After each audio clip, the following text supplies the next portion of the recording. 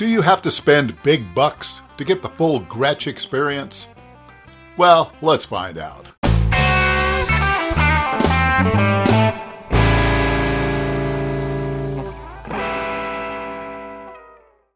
Over its long history, the Gretsch company has produced a pretty wide variety of models. But when I think Gretsch, the first model that comes to mind is the classic 6120. In orange, of course. I don't know, maybe memories of Chet Atkins from when I was a kid? Or maybe it could be because Brian Setzer has made that model so visible and popular for decades now. I'll admit, I have a real love for the Jet models, and I owned a 60s example that belonged to my dad. Yet still, I always think of the hollowbody 6120 as the quintessential Gretsch. Well, the most affordable ticket to that style is the Electromatic series G5420T. And that's the one we're looking at today. Well, this example is a 2020 model, made in Korea. Now, the serial number indicates this was made by the Samick company. Well, sometime in mid-2021, production shifted to China, and you can find 2021 models built in both countries. Now, despite preconceptions, many who've owned both have said there is little difference in build quality.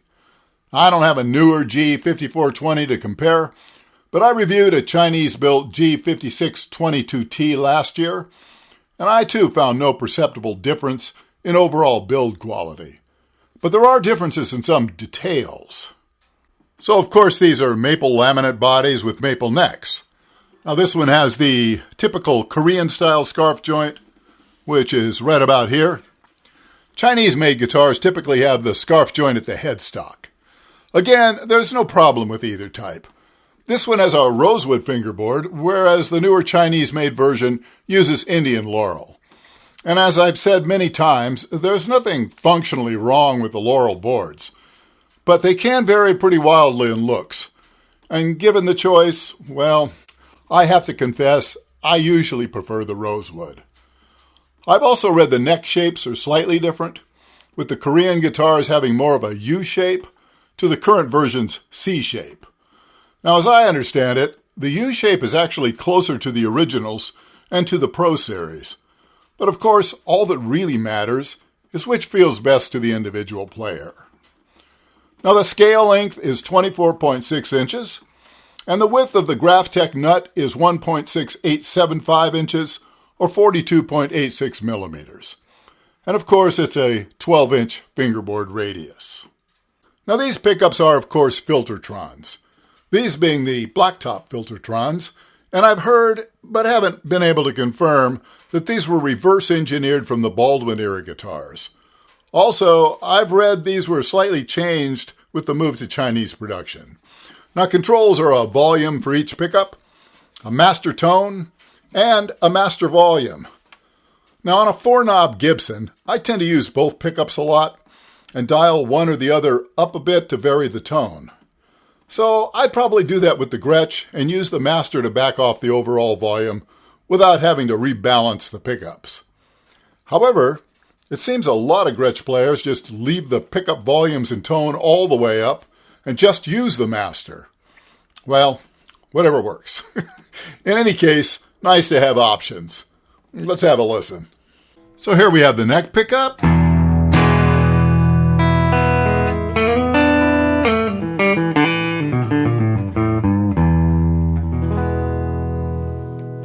And here we have the bridge pickup.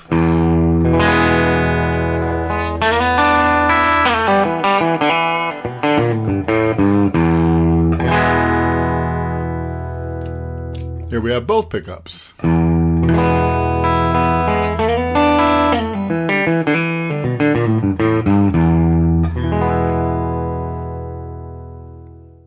Now, this was a one-owner used model, and it came to me in almost shockingly new condition for a 3-year-old guitar.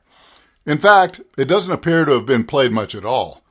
The plastic was still on the pickguard and showed very few pick scratches. I did have to do a fair amount of setup work, especially on the nut, which again appeared to be exactly as it arrived from the factory. Besides being a bit too high, the slots weren't angled toward the tuner posts enough. which made it impossible to keep in tune. Even just bending strings, never mind using the Bigsby. Makes me wonder if that's why the original owner didn't play it all that much and eventually sold it. In any case, it's something to keep in mind when buying any guitar. If you don't do this sort of work yourself, paying someone to do it can add a significant percentage to the overall cost of a otherwise affordable guitar. Now, besides the work on the nut, it just needed the usual basic setup stuff. Truss rod adjustment, action, intonation. All that taken care of, I'd say it plays and sounds quite nice.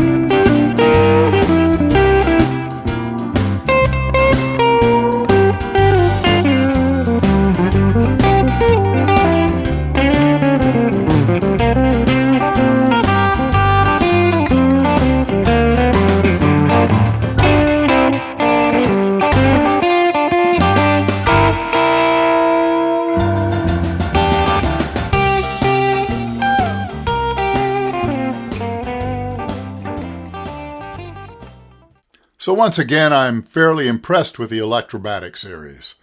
Now those I've reviewed have all been solid, well-built guitars, regardless of where they were built. I don't imagine you'd go far wrong with any model you choose.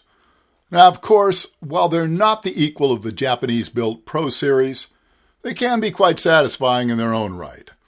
So if you want a classic Gretsch, there's no need to feel left out if you can't afford the high-dollar models. Well, thank you so much for watching. Please don't forget to like and subscribe, which helps the channel quite a lot. And if you'd like to further help keep this channel alive, consider becoming a patron by visiting my Patreon page. And with that, I'll say goodbye for this week, and I'll see you again very soon.